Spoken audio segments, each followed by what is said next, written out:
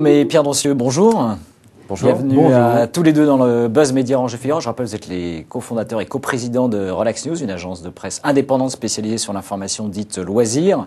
Elle a été créée en 2000 et vous l'introduisez aujourd'hui en bourse à Paris sur le marché Alternex, on va dire qui est spécialisé pour les PME, PMI. Plutôt innovante. Plutôt innovante. Et est-ce que la crise financière, justement, et les soubresauts de la bourse ne vous effraient pas ? Non, parce que on considère qu'on arrive vraiment au bon moment. On a beaucoup investi depuis des années, on va commencer à récolter et surtout on a des moteurs de croissance que sont l'international, que sont l'e-community, qui font que derrière, et le digital évidemment, on considère qu'on a beaucoup de croissance devant nous et paradoxalement, on pense même que c'est le bon moment pour que la bourse soit relaxe. On parle beaucoup de nous. Ça donne de la visibilité pour pousser les moyens de Relax News.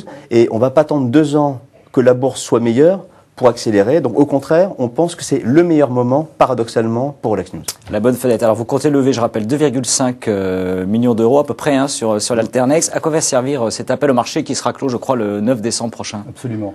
Trois objectifs majeurs. Le premier objectif, c'est d'intensifier la digitalisation de la production de nos contenus.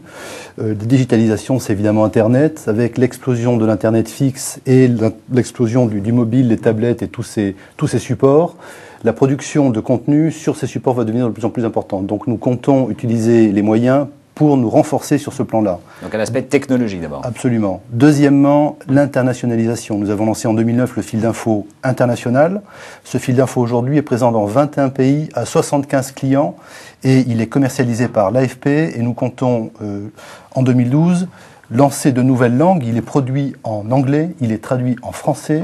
Le Brésil est une terre qui se développe considérablement. On va lancer le portugais, on va lancer le japonais également en 2012. Donc l'internationalisation est au cœur de la stratégie. Troisièmement, Jérôme parlait d'e-community il y a quelques secondes. Ce que veut dire ce vocable. La convergence en fait entre le e-commerce, le contenu et la communauté. Il y a vraiment une nouvelle génération de sites qui sont en train d'arriver. De la même façon que les médias deviennent des marques et que les marques deviennent des médias, tous ont un point commun. Ils ont besoin de bâtir des communautés. Pour ça, il faut du conseil, de la technologie, du contenu. C'est ce que l'on fait. Pardon, donc là vous disiez le troisième objectif. Le troisième objectif, c'est effectivement de développer les e-community en France et dans le monde entier. Alors est-ce que Relax News, on l'a vu donc à plus de 10 ans, est-ce que vous avez réussi à être rentable ou pas encore ? Alors, oui, en 2008, nous étions rentables, puisque le home demand, qui est l'activité historique de l'agence, qui est profitable depuis le premier jour, une profitabilité à 2 chiffres, a financé le fil d'information français.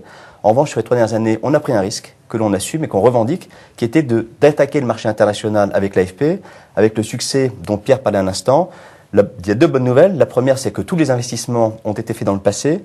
La deuxième bonne nouvelle, c'est que ce niveau de perte est en train de baisser de façon considérable.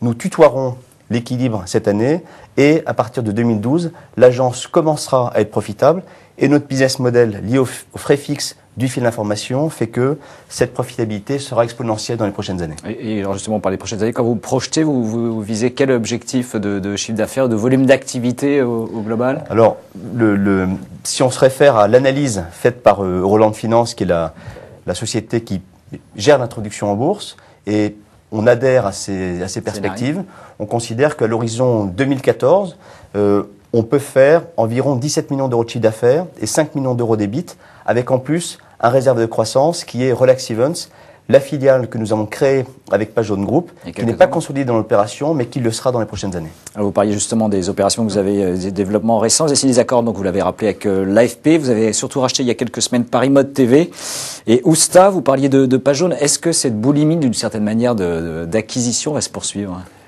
Ça, on ne sait pas. En revanche, elle est tout à fait logique, puisqu'aujourd'hui, pourquoi Paris Mode ? Parce que Paris Mode est un acteur majeur du monde de la vidéo dans la mode.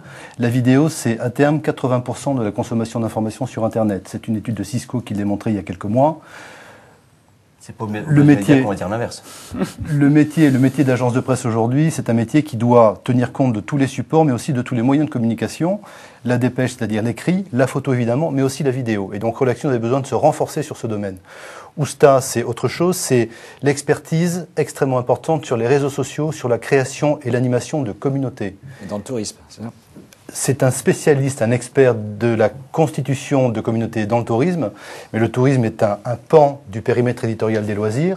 Il y a le tourisme, la ULTech, il y a la mode, il y a beaucoup d'autres choses, et nous allons décliner le savoir-faire de Ousta dans tous les domaines que nous couvrons. Vous savez, quand vous démarrez dans l'e-community sur la verticale hôtellerie-tourisme, c'est la plus compétitive sur l'Internet aujourd'hui. Donc ce que vous avez appris et réussi dans ce domaine-là, c'est très intéressant, très opportun pour les autres acteurs de ces marchés d'en profiter. Et pour répondre à la question, on pense qu'il y aura des opportunités d'acquisition dans les prochains mois, dans les prochaines années. Il n'y en a pas aujourd'hui sur la table. On a prouvé sur les 6 derniers mois qu'on savait faire des acquisitions de qualité. Et puis, vous savez, on pense une chose, on pense qu'on rentre dans le temps des entrepreneurs.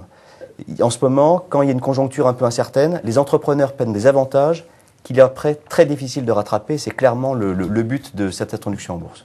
Donc on suit jusqu'au 9 décembre. Merci à tous les deux d'être venus dans le Buzz Média et nous nous retrouvons dès demain avec un nouvel invité. Ce sera Pierre Louette du groupe France Télécom Orange. Merci encore. Merci. Merci.